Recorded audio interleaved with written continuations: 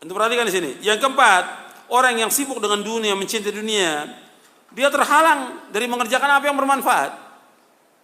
Antum lihat orang-orang yang sibuk kerja, sibuk dagang, sibuk usaha, dan cinta dia kepada dunia, nggak sempat dia. Untuk ngaji nggak sempat, untuk nuntut ilmu nggak sempat, untuk baca Al-Quran nggak sempat, untuk silaturahim kepada orang tuanya nggak sempat, untuk berbuat baik kepada istri anaknya juga nggak sempat. Sedikit sekali mereka kumpul dengan keluarganya, sibuk dengan kerjaan. Sudah kerja dari pagi sampai sore, pakai lembur lagi. Padahal itu juga nggak kaya-kaya, tetap segitu.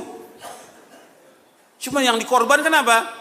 Pengajian dikorbankan, baca Quran dikorbankan. Bahkan ada yang sholat dikorbankan oleh dia. Sebelum subuh berangkat, sebelum subuh untuk ngejar kerjaan ini, untuk dagang sebelum subuh berangkat. Sholat subuhnya di mana?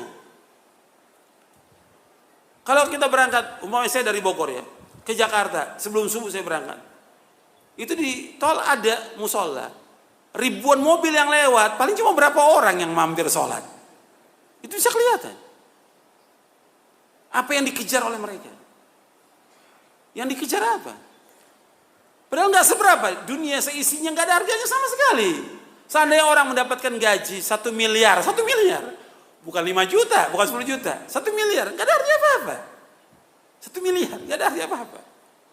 Atau 100 miliar dia punya uang, nggak ada artinya apa-apa. Makanya kita jangan terpesona dengan orang-orang kaya. Kita ini kadang-kadang sibuk melihat orang kaya, Masya Allah luar biasa. Nggak ada artinya apa-apa.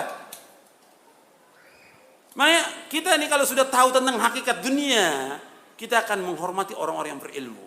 Kita menghormati orang-orang yang taat kepada Allah. Kita mencintai mereka, bukan menghormati orang-orang kaya. Orang kaya nggak ada arti apa-apa. Yang dilihat oleh Allah yang mulia itu bukan kekayaannya. Apa kata Allah? Inna akramakum indallahi atqakum. Sesungguhnya yang mulia di sisi Allah yang mana? Yang takwa apa yang banyak harta? Yang takwa.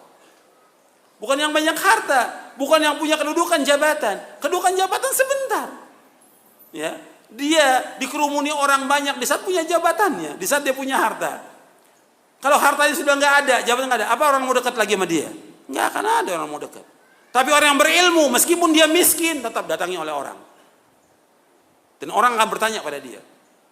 Makanya pernah ada di zaman dahulu, ada seorang ibu punya anak, cacat anaknya ini. Selalu dijadikan bahan gurauan, dicela. Kemudian kata ibunya, wahai anakku, kamu belajar. Belajar ilmu syar'i, belajar kamu, belajar. Allah akan muliakan kamu. Karena dia ingat kepada ayat Al-Quran si ibu ini. Yarfa'illahu alladhina amanu minkum walladhina utul ilma darajat. Belajar, anak ini terus belajar.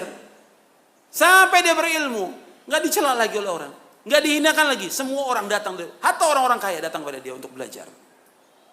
Ya, makanya ilmu tetap. Hormati orang yang berilmu. Hormati.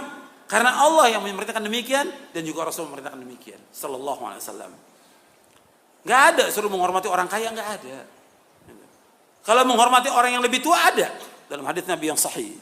Tapi orang kaya nggak ada.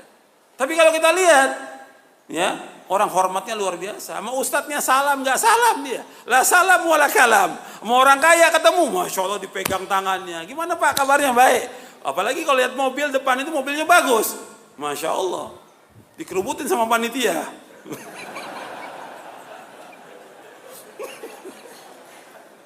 Allah musta'an. Jadi dilihat oleh manusia orang kaya. Orang kaya yang dilihat. Dan itu kenyataan semuanya. Hatta dalam pandangan sebagian ustadz juga ya. Yang dilihat orang kaya. Dalam Islam bukan orang kaya, orang yang bertakwa kepada Allah. Nggak ada nilainya orang kaya itu. Makanya kalau kita sudah tahu hakikat dunia, nggak ada artinya orang-orang itu.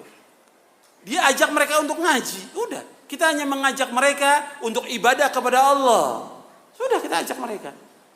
Kalau mereka dari hartanya mau bantu masjid, mau bantu pondok, buat dia, bukan buat kita. Bukan buat pribadi kita, buat dia di akhirat pahalanya, bukan buat kita.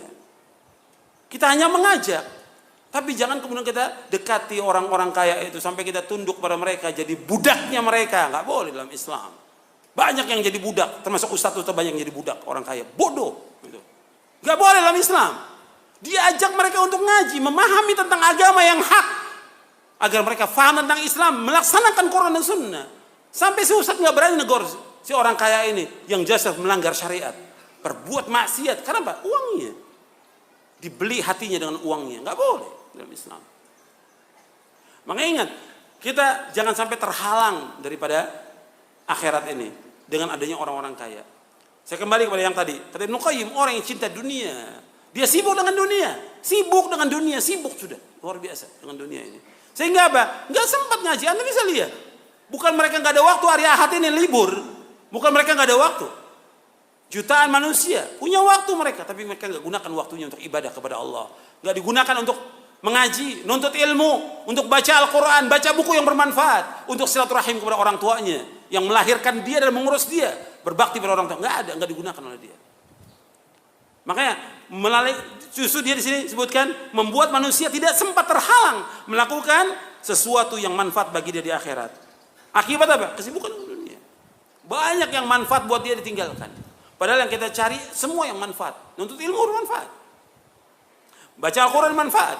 Silaturahim kepada orang tua manfaat. Dan yang lainnya lagi. Itu banyak tidak digunakan oleh mereka.